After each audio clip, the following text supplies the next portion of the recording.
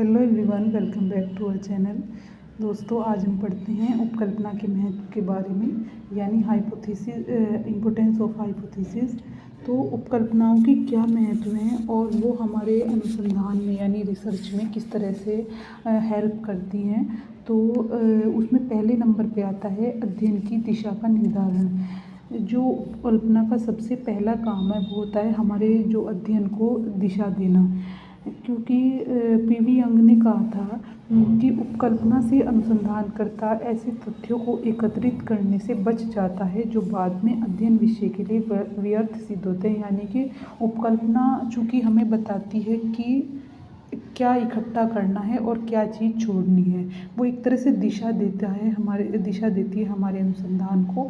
तो इससे जो व्यर्थ के मतलब जो वेस्ट वाले जो वो होते हैं फैक्ट होते हैं, यानी ऐसे वाले फैक्ट होते हैं जो गैर ज़रूरी हैं, वो उन्हें छोड़ देता है और सिर्फ वही इकट्ठे करता है फैक्ट जो उसके अनुसंधान के लिए ज़रूरी है।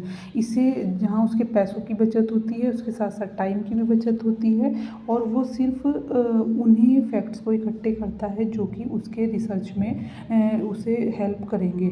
सेकंड नंबर पे आता है अध्ययन क्षेत्र को सीमित करने में सहायक। क्योंकि जब हम किसी भी एरिया का रिसर्च करने जा रहे होते हैं तो उसके बहुत सारे पहलू होते हैं। तो सिर्फ जो उपकल्पना होती है वही ये हमें बताती है कि हम एक साथ इतने सारे पहलुओं का अध्ययन नहीं कर सकते, क्योंकि अगर हम सभी सारे पहलुओं पर रिसर्च करेंगे तो उससे क्या होगा कि जिस एक फैक्ट के बारे में, जिस एक पहलू के बारे में हमें रिसर्च करनी थी, उससे हमारा जो ध्यान है वो हट जाएगा। क्योंकि जब किसी भी एरिया के बारे में हमें रिसर्च करनी होती है तो हमें सिर्फ उसका एक विशेष पहलू चुनना होता है, यानी कि हमें सामान्य उपकल्पना ना बनाकर एक विशेष उपकल्पना बनानी होती है, जिससे कि हम किसी एक पहलू पर ध्यान अपना लगा सकें और उसकी गहराई में जाकर जो रियल उसकी जो कॉज है उसे निकाल सकें। क्योंकि अगर हम सभी पहलुओं पर एक साथ ध्यान देते हैं तो हमारी जो रिसर्च होती है वो रिसर्च नहीं रह जाती। रिसर्च का मतलब ये होता है कि हम किसी भी टॉपिक की गहराई में जाकर उन फैक्ट्स को निकाल कर लाएं जो कि किसी भी चीज़ को नुकसान कर रही है या उसे उसकी तरक्की में बाधा है। तो रिसर्च चूँकि डीपनेस को बढ़ावा देती है, यानी कि हम गहराई में जाकर अध्ययन करें। तो गहराई में जाकर अध्ययन करना एक टाइम में सिर्फ एक पहलू पर ही ध्यान लगाया जा सकता है। हम एक साथ इतने सारे पहलुओं को साथ लेकर नहीं चल सकते। तो इसलिए जो उपकल्पना बनाई जाए, जो अध्ययन किया जाए, उसमें सिर्फ कुछ एक विशेष पहलू को ही एक बार में लिया जाए। थर्ड नंबर पे आता है उपयोगी तथ्यों के संकलन में सहायक। उपकल्पना जो होती है वो चूँकि रिसर्च करने से पहले बनाई जाती है, तो ये हमें एक दिशा देती है जिससे कि हम ये अंतर कर पाते हैं कि जो फैक्ट हमारे लिए उपयोगी है, जो अनुपयोगी है, इनमें से हमें किन किन चीज़ों पर ही ध्यान देना है और किन्हें छोड़ते हुए चलना है।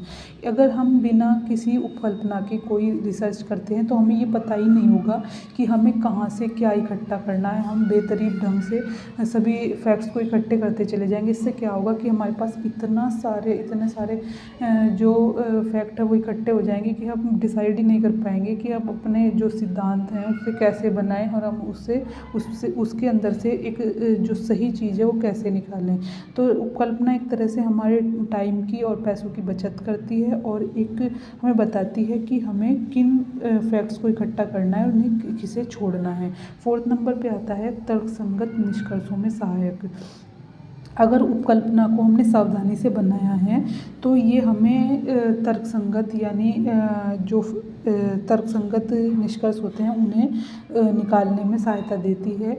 यानी कि अगर उपकल्पना हमारी रियल है, अगर कोई व्यक्ति है, अगर उसके जो अनुभव हैं, उसके जो पर्सनल एक्सपीरियंस है, अगर वो रियल रहते हैं, अगर उसकी सोच रियल है, तो जो उसकी उपकल्पना होगी वो जो किताबों से ली गए स्रोत हैं उनसे अलग होगी। क्योंकि एक रियल पार्ट होता है और एक किताबी पार्ट होता है कि आपकी जो उपकल्पना है वो किस पे बेस है, वो उसी के हिसाब से वर्क करेगी। तो अगर हमने अपनी उपकल्पना को बनाते टाइम उसे उसे अच्छे से बनाया है, सावधानी से बनाया है, तो वो आधे से ज़्यादा हमारे रिसर्च का काम कर देती है और वो उससे रिसर्च का जो टाइम है वो भी बचता है। 5th नंबर पे आता है सिद्धांतों के निर्माण में योगदान। जो उपकल्पनाएँ होती हैं पहले जो उन्हें बनाते हैं तो वो सिद्धांतों पर ही बेस होती हैं, यानी कि किसी भी उपकल्पना को बनाने से पहले हमने उसके बारे में जो पहले से लिखा गया है उनका सहारा लेते हैं, हम उनका सहारा लेते हैं, चाहे उसके बारे में कोई बुक लिखी गई हो या कोई रिपोर्ट हो, कुछ भी हो, या लोगों के पास उसके कोई एक्सपीरियंस हो, हम उनसे बात करके या उन्हें पढ़कर अपनी उपकल्पना को बनाते हैं। तो फिर उसके जब हम अपनी रिसर्च करते हैं, फिर हम अपनी उपकल्पना को प्रमाणित करने की कोशिश करते हैं। हम ये देखने की कोशिश करते हैं कि हमारी उपकल्पना कितनी सही है और कितनी गलत है। तो एक तरह से जो उपकल्पना की जो जगह आती है रिसर्च में, वो केंद्र की आती है, यानी बीच की आती है, कि उसे बनाने से पहले भी हमने सिद्धांतों का सहारा लिया और उसे बनाने के बाद भी सिद्धांत ही बने। तो जो उपकल्पना का जो एक इम्पोर्टेंस है वो रिसर्च में वो एक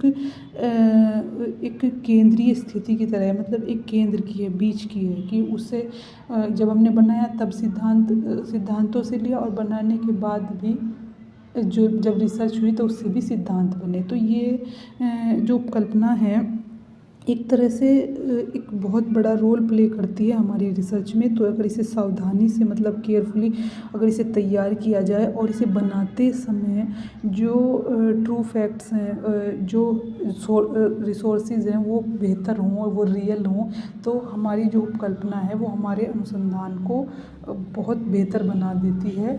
और रिसर्च जो है फिर एक रिसर्च का जो आधे से ज़्यादा काम है वो उपकल्पना ही कर देती है, क्योंकि अगर सही रिसर्च होगी तो आप सही दिशा में आगे बढ़ेंगे और आप इधर उधर नहीं भटकेंगे। तो रिसर्च करने से पहले उपकल्पना बनानी ज़रूरी है और उसी के हिसाब से आगे बढ़ना ज़रूरी है, ताकि आप अपने अनुसंधान को सही दिशा दे सकें। तो ये थे उपकल्पना के महत्व। आई होप आपको समझ आ गए होंगे। Thank you so much for watching my video.